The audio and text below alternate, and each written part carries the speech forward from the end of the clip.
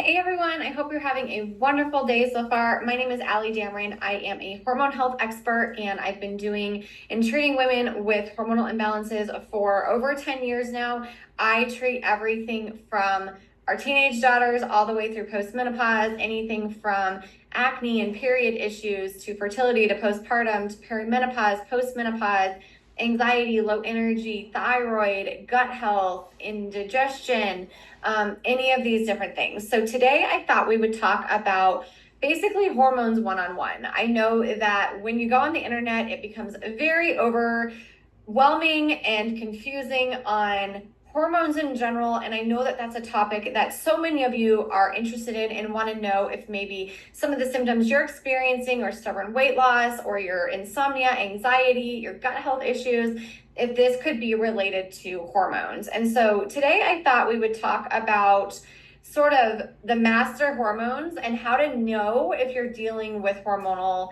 imbalances. I think this is a really common question that people ask me if their symptoms are just like kind of not feeling like themselves and wondering, could it be the hormones? Is it something different? Who do you go to for your doctor? Do you get lab testing done? All of those different things. It's hard sometimes to know. And the symptoms can be head to toe because almost all of our body has hormone receptors on them. And so sometimes it can feel like a really big laundry list of symptoms when in actuality, it's actually just one thing, but a myriad of symptoms, right? So I call it kind of like the root and the branches. The root's the same, but you're noticing like all of these different branches of things. So let's kind of chat about first hormones 101. What are hormones? Hormones are basically just little chemical messengers produced by various glands, right? They go do their jobs and then our body gets rid of them. And so when people talk about hormones, it's really important to know which hormones they're talking about.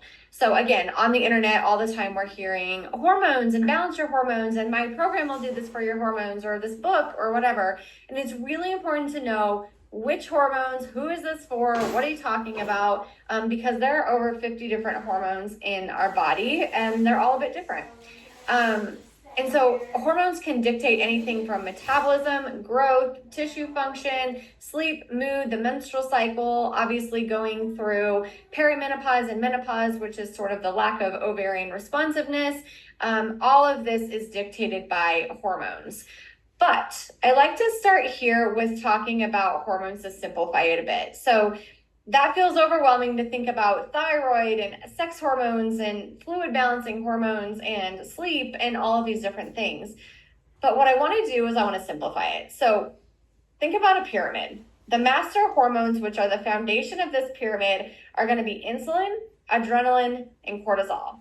These three things are going to dictate everything else in our body, from our sleep, our moods, our menstrual cycles, how we go through perimenopause, our energy levels, our metabolism, like dictate almost everything. And so when we're thinking about maybe not feeling great, maybe having some of these ambiguous type of symptoms, we always want to look at those three things first. And then up the chain, everything else in here and up here is going to be things like your estrogen, progesterone, testosterone, your melatonin, your thyroid, all of these other things as well. So let's get to the basics of things and focus on this bottom here for just a second. So let's talk about cortisol first. Cortisol is our stress hormone. It's important for stress management. It's important for our metabolism, our sleep-wake cycle, and the immune response. So everyone on the internet's talking about, oh my gosh, your cortisol is causing your belly fat and it's causing all your issues and it's really a bad hormone and you want to do this powder or this drink to get rid of it. I totally understand, but keep in mind that it is the thing that keeps our sleep-wake cycle, our metabolism, our immune response, all of that stuff in check as well. So you don't want too high cortisol, you don't want too low. And the thing is, it fluctuates throughout the day because it's part of the sleep-wake cycle. So when you wake up in the morning, you feel maybe a little groggy, you're not kind of like alert right away. Some of us are, and that can be your cortisol just immediately bouncing up. And some of us take a little bit of time to kind of get up and get going. At least within 30 to 60 minutes, you should have what's called a cortisol awakening response, which is where that cortisol rises up to the highest level of the day. That's called your CAR. From there, cortisol ever so slightly kind of dips down. You have that afternoon crash and then kind of dips down until night so that you can get to sleep. You sleep restfully, and then in the morning, it jacks back up again. So a lot of my patients have issues somewhere in their circadian rhythm. Maybe their cortisol is not having that response in the morning, that awakening response. Maybe they're dipping really low in the afternoon and having a crash. Maybe it's high at night and they're not sleeping great. These things are all common, and it doesn't mean that you have high cortisol all the time or low cortisol all the time. It means that you have high cortisol at night or low cortisol in the morning, or something like that. And so it is a bit more of a nuanced conversation than just saying cortisol is bad or high versus low cortisol. We need to look at the pattern of things. If you're interested in getting your cortisol tested, I would look at saliva or urine-based testing. I offer that, and a lot of other practitioners do as well. But you really do want to look at it at several points in the day so that you see all of those patterns. It can be really helpful to look at things in that way. But I also say this, you're going to have symptoms of that too. You're going to notice a massive energy crash. You're going to notice that you can't sleep.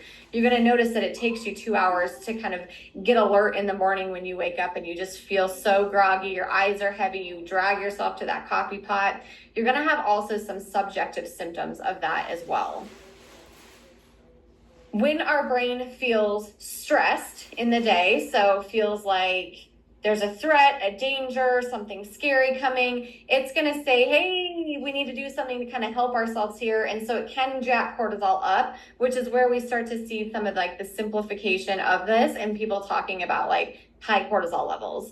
Adrenaline is our next hormone, which is our protective hormone, right? So it is part of the freeze, fight, flight, or fawn response. And in this day and age, it used to be from being chased by a wild animal. We would see it, your brain would be like, oh my gosh, there's that threat, run, get out of here. And we'd have a complete resolution of that stress cycle.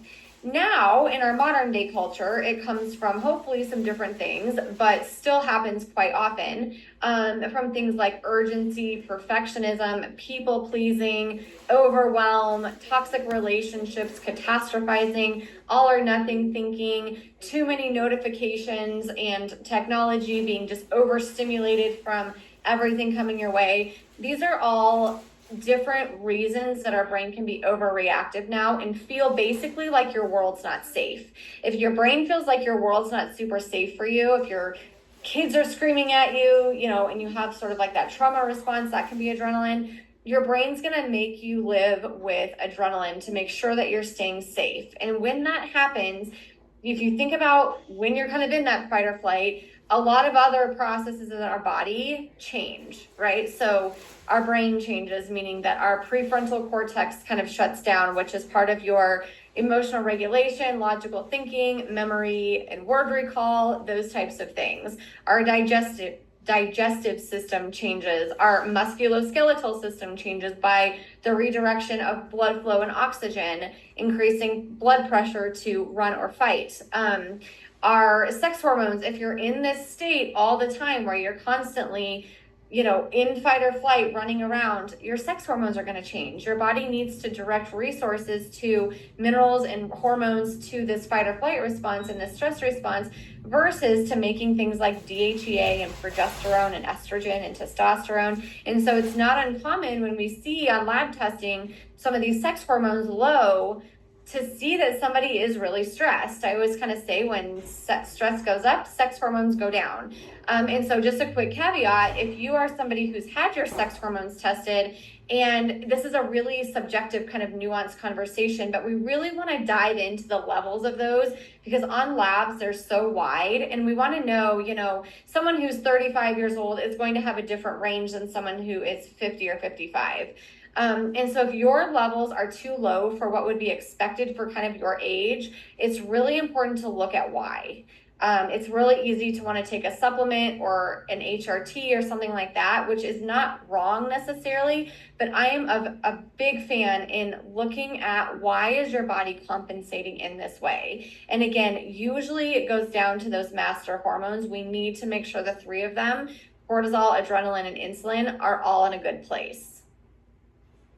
And really getting the lifestyle factors and getting kind of like, I would say, like stop the bleeding of these things, right?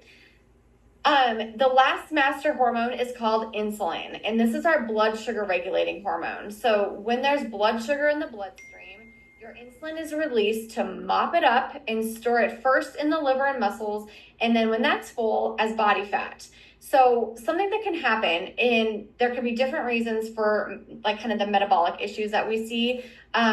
Meaning sometimes people have high A1C or blood lipids like triglycerides, LDL, things like that. Those are all parts of objective data to show some insulin resistance and some metabolic stuff happening. And so when we're thinking about metabolism in general, we want our body to be really flexible, meaning we want it to be really sensitive to insulin. It doesn't need much to just get that blood sugar out of there.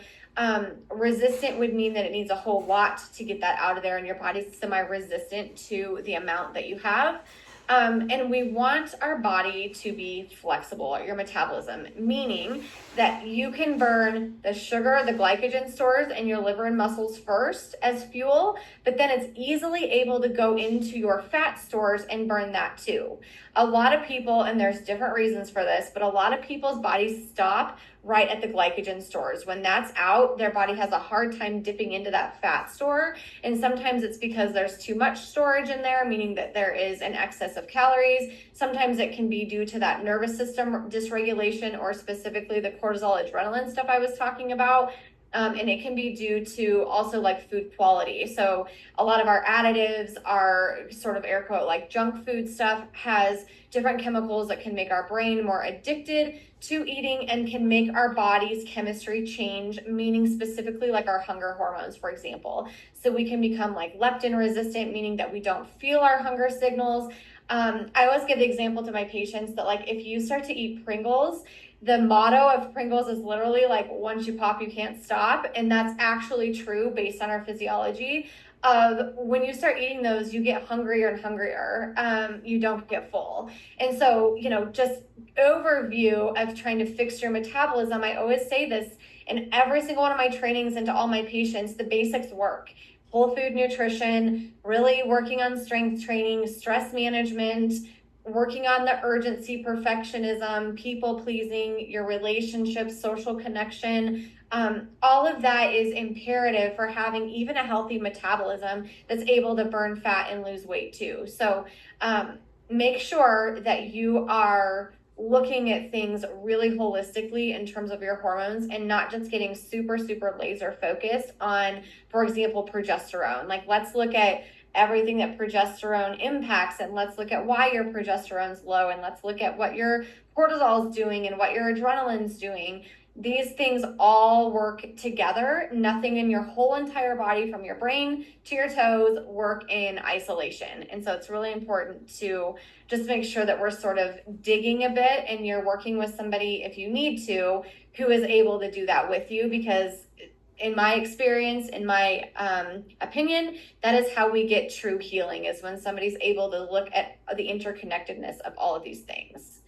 So I think, again, we get so bogged down, a lot of us, specifically in our like late 30s, 40s, and 50s, of perimenopause and the hormonal shifts that happen then. But even in those times, yes, there are absolutely sex hormonal shifts with estrogen and progesterone, but a lot of them are also exacerbated by the imbalances of insulin, cortisol, and adrenaline too. And if you think about kind of that age of life, right, in our late 30s, 40s, and 50s, it's also like this era of responsibility where life's fairly intense at those ages, right? You're raising families, or having marriages, or divorces, or moving, or career changes, or starting businesses, or aging parents, or, we collectively as a society tend to have a lot on our plates in those sort of age groups. And so I think, we can't negate that part of perimenopause as well. I think it's absolutely really important to do that. So I want to briefly kind of go over like the 5 pillars to hormone health. If you're feeling like you're noticing, insomnia, anxiety, restless sleep, you're feeling really snappy and irritable, your periods have changed in any way, lighter, shorter, heavier, longer, worsening PMS, different PMS symptoms, Your ovulation's different. You're not seeing that cervical mucus in the middle of your cycle. You're noticing blood sugar dysregulation. So your hunger, energy, cravings, any of those things are off. These are all things that are related to hormones. And again, I think that we've been taught that maybe hormones are like hot flashes or night sweats or period or fertility issues, but they go far beyond that. They impact our heart and our brains and our bones and our moods and our energy and our sleep and so many more things. So if you are having kind of this laundry list, I would absolutely look into hormones to see if that is kind of what you're going through. So the 5 pillars are mindset and nervous system regulation. We have to kind of figure out some ways for you individually of how to get your cortisol and adrenaline under control. If we're constantly catastrophizing and living in sort of this state where our brain feels like we're in a burning building and we're going all over the place, which trust me, unfortunately, I've felt that and work on it every day. Your other parts of your system are going to have a hard time being in a good place, which can create absolute real physical symptoms. The second one is nutrition. So that whole food nutrition is imperative, getting as many vitamins and minerals and fibers and enzymes and amino acids, all of those things to really fuel your body. Sleeping 7 to 8 hours a night, really working on not scrolling the phone before bed, trying to give yourself a little breather in the morning from your phone or technology as well, not staying up all night to watch Netflix. I know that that's a lot of the self-care time that moms get, or women in general. And so if that's you, I totally understand, but truly sleep is going to be your best friend at doing almost everything for us that we want, from anti-aging to human growth hormone to a break in that cortisol to detoxification. Insulin, it makes us more sensitive to insulin. If you've ever noticed that when you don't have a great night of sleep, we tend to feel like we're craving more sugar and our hunger is off the next day. Sleep is really helpful for that. Exercise and movement, really paying attention to, strength training and HIIT training and walking and moving and being mindful of how you're truly feeling in your body is incredibly important. And then lastly, you looking at things like supplements, vitamins, herbs to support the body correct imbalances. If you are in that like sort of later stages of perimenopause, looking at an estrogen replacement therapy, or earlier stages looking at progesterone, those are also very helpful for certain candidates as well. So those, with my patients, those are sort of the 5 areas that I am always going through and determining where do we need to spend the most time and get the biggest bang for our buck. And I'm going to be really honest with you guys. So many of my patients, most of them need to spend more time working on the mindset and nervous system regulation. Because like I said, if our body is constantly in that fight or flight or high cortisol and we're not eating enough protein, or we're not sleeping great, or we're drinking too much alcohol regularly, or we are just, overwhelmed and overcommitted and feeling lonely, like these are the things that really do contribute to a lot of the symptoms that we feel. So I hope this was helpful for you guys and just kind of a Hormones 101. I hope that you learned something, and I hope that it certainly simplified what we're kind of experiencing in this era of life with hormones and the symptoms that we have, and hopefully gave you a bit of a direction of what to do for those things.